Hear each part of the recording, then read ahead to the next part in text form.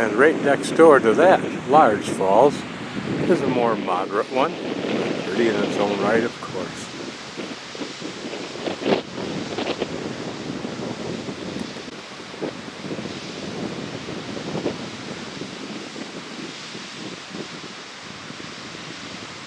Another quarter mile down, still a third, so we'll walk down and see if we can get a look at that one. And the third falls is different. Pretty late in the day with 3 falls, and I think I'll camp right at that parking spot for a couple of reasons. We can't see its full length. We can see that pretty braided part at the top, and then we can see here where it braids over a large rock surface a bit.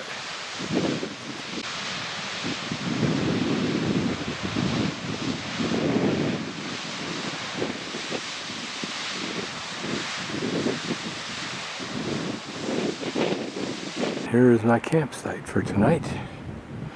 It's interesting how that mountain range in the distance reminds me of Glacier National Park mountains when you're approaching them from the east.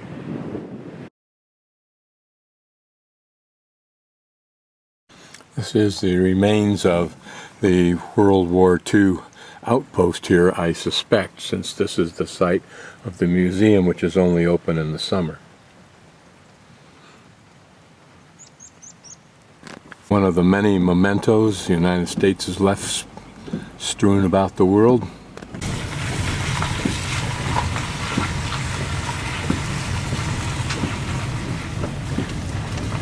Interesting if somebody has ever done a study on how much effect we've had, beneficial effect we've had on poor countries by leaving our heavy-duty war equipment that they could then use commercially. We're down in a little town that starts with a FASK, I think it is. Wanted to see the French hospital historical site. Don't know if I'll find it in this rainy weather. Also notice the tunnel that I've outlined to the left of that. That was a 6-kilometer tunnel. A lot of fun to go through those things.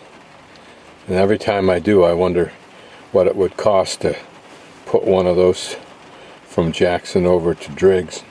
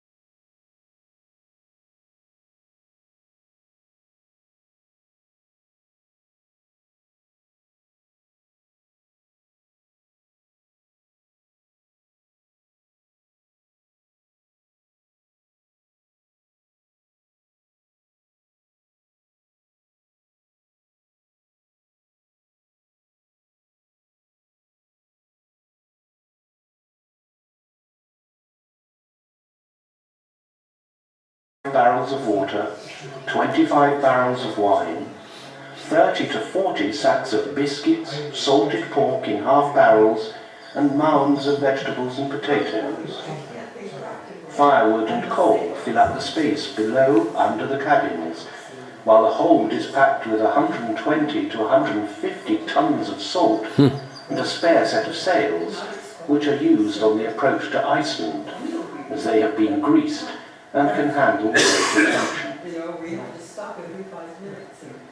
So this was the special type of boat developed for fishing in Iceland versus the three masters that were used in Newfoundland.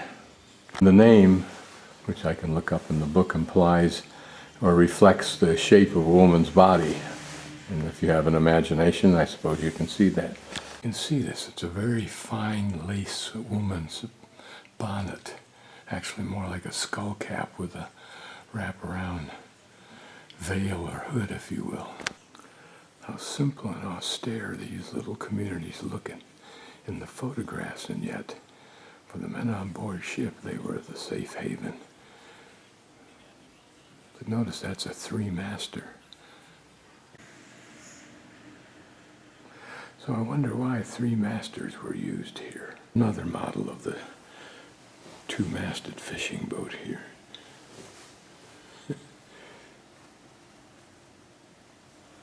It's supposed to portray a typical scene in the hospital waiting room, presumably, giving us a little hint as to some of the injuries the fishermen would suffer, certainly with their hands, with working with hooks, with metal and ropes and pulleys. How lifelike they look. The memorabilia of the hospital.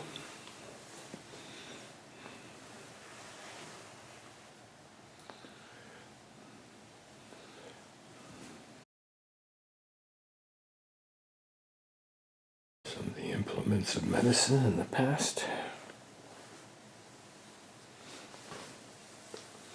Probably many of these are equally useful today, like that.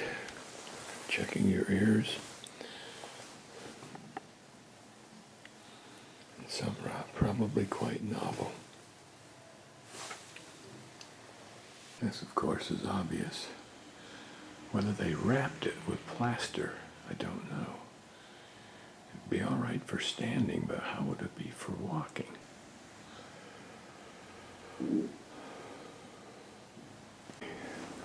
Okay, now we're downstairs in the museum, where things are a setting for on-board ship, I believe, even with the sounds of the rigging. These would have been the individual sleeping booths. Notice how short they are. Of course, they go back in a little ways, but the men were short then. They didn't need much room. They were absolutely exhausted by the time they hit their bed. Ben's bunk probably held those things that were important to his existence. Not only the crucifix, but his family pictures, as well as the lamp for reading. It's interesting, the lamp and the stove and this light don't seem to be protected against the potential for fire.